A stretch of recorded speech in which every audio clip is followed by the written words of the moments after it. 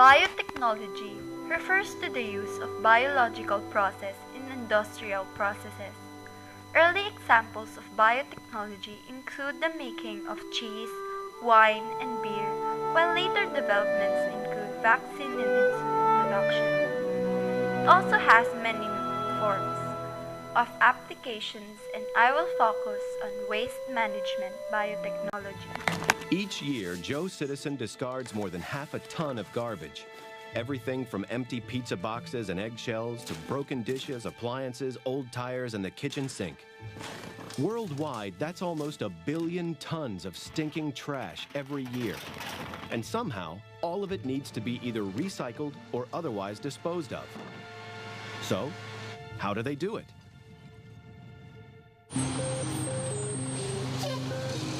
It's 6 a.m. in the San Francisco Bay Area, and Mike Abate and his refuse-wrangling colleague John Fuston are starting their weekly garbage collection round. For most of us, remembering to put out our trash bins is the end of the story. But in fact, it's just the beginning of an extraordinary epic journey. A few years ago, strong men had to wrangle your garbage into the back of their truck. These days, a robot arm takes over that duty. One truck for recyclables, another for the truly trashy. Thanks to these robotic refuse collectors, Mike and John can empty 600 bins every trip.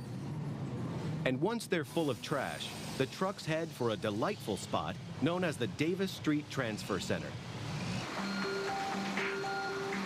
Trucks carrying waste for recycling deposit their load here. To you and me, it just looks like rubbish. But to the discerning eye, there's gold in them there hills. Each truckload is worth hundreds of dollars, but no one is going to pay for it in its present state. First, these vast mountains of trash need to be separated into the various components of paper, metals, plastics, and glass. Doing that by hand would require a small army. So it's a good thing they have George Atrastain and a friendly garbage monster known as the Single Stream Recycling Facility. It's pretty incredible. It's noisy, it's dirty, it's very unglamorous, but it's a fun place to be. George's smelly monster is a state-of-the-art garbage sorting machine. Housed in a building that's barely 300 feet long, it contains almost a mile of conveyor belts. Constantly fed by loaders, it can sort over 300 tons of waste every day and relies on George to keep the wheels turning.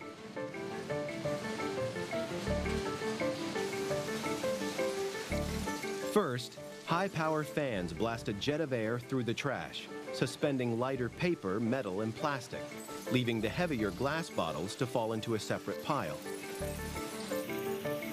Next, a steep conveyor bounces the garbage across a series of rubber wheels.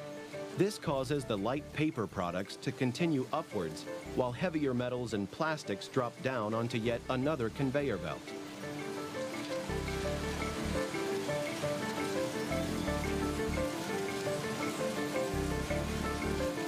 Powerful electromagnets then whisk away anything made of metal, leaving behind the plastic and other materials. Unfortunately, that's where the machine runs out of tricks. A conveyor transports the remaining waste to a team of operatives who grade the plastic into various bins under George's eagle eye. This is our container aisle, and it's a fun, noisy, very unglamorous place to be, but most of our staff actually prefer to be up here because the pace of work is brisk, and there's always a chance of finding someone else's nugget, something fun and exciting. Once George and his team have finished having their fun, the waste must be prepared for sale and transportation, so it's fed into these high-powered baling machines, which turn everything into identically sized cubes. Each of these bales of paper is now worth around $200, while this bale of aluminum is worth almost 10 times as much. Thanks to their uniform shape, they can be easily lifted with standard forklifts and loaded onto trucks, which will carry them off to start a new life as a pizza box or a coffee cup.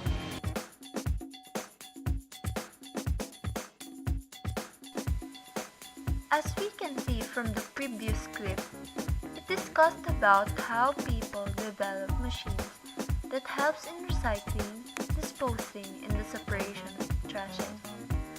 Many people got used to throwing trashes automatically into garbage bins, not thinking of how hard it is to separate them.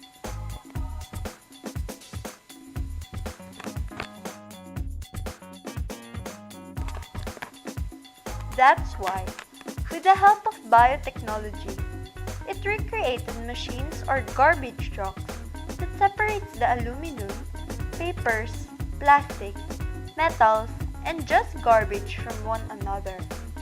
The technology helped a lot in order to make the work done easier and faster.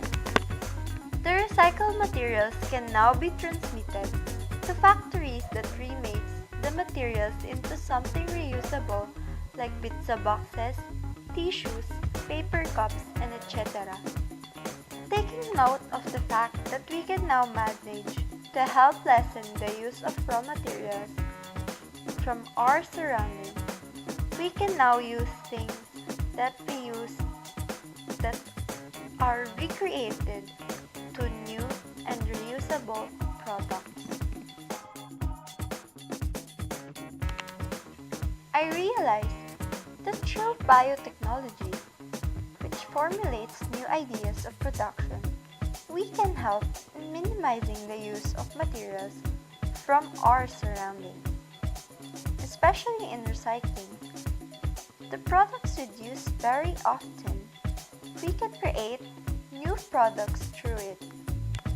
Waste management is important, most especially in the method of minimizing, because we can now refrain from the problems we encounter in shortage of products, and it can also help with saving